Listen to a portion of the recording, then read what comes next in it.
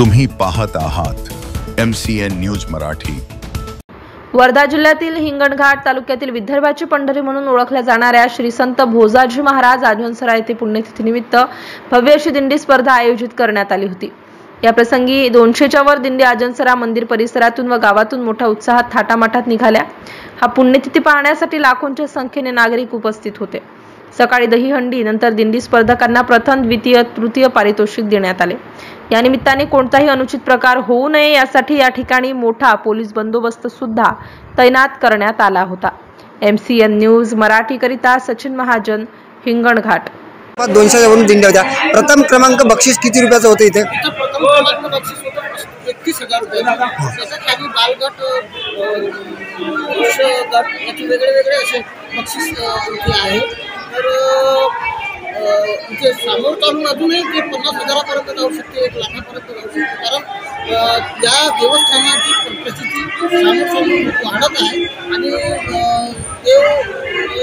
ज्यांना काय प्रसाद द्यायचा ते त्यांना मिळत आहे, त्या रूपाने इथे सर्व काही घडत आहे।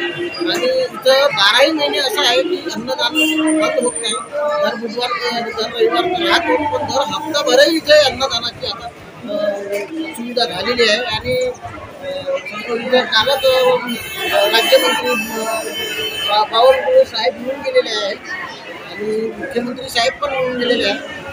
आणि सर्व महाराष्ट्राच्या जनतेला इतकंच सांगू शकतो, एकदा या देवाचे दर्शन घ्यायला या। आणि इथे जो कार्यक्रम दरवर्षी असतो हा म्हणजे सर्वांना जगजाहीर असं जाहिरात त्याची होत असते या पुण्यतिथी सोहळ्याची दरवर्षी।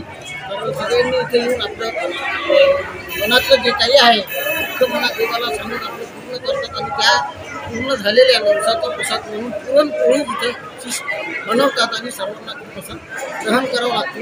बस एवढंच मी आपल्याला सांगू शकतो। श्री संत भोजाजी महाराज महाराष्ट्रातले आजूबाजूचे जवळपास 4 ते 5-6 जिल्ह्यातले लोक इथे नागरिक येतात। हो, जे लोक या ठिकाणी आले की त्यांना देव आपलंसं करून घेतो आणि त्यांना देव आपलंसं करून घेतल्याच्या नंतर तो सहजा ऑटोमॅटिकमध्ये त्यांच्या मनात उत्पन्न होते देवाला भेटायची इच्छा। तर ते येतात आणि येऊन आपला नवस पूर्ण करतात, कोणी येतो अन्नदान म्हणून पूर्णाच्या पोळीचा स्वयंपाक करतात। हे एक असं भव्य दिव्य असा दर बुधवारी दर रविवारी असा मोठा एक सोहळा भरत असतो। दर म्हणजे वर्षभरात तो चालू असतो आणि देव नवसाला पावणारा अशी महाराजाची ख्याती आहे। आणि इथे कोणी गोरगरीब पीडित आला समाधीच्या तीर्थाने त्याला आराम मिळतो अशी भोजाजी महाराजाची ख्याती आहे। आणि त्यांनी या सर्व जनतेला असा आशीर्वाद दिला आहे। महाराष्ट्रातील कमीत कमी 7-8 नाही तर कमीत कमी आज आता अर्धा महाराष्ट्र या ठिकाणी येतो, दर्शन घेऊन जातो आणि समाधान आपल्या मनाचं समाधान इथे मिळते। बस एवढं।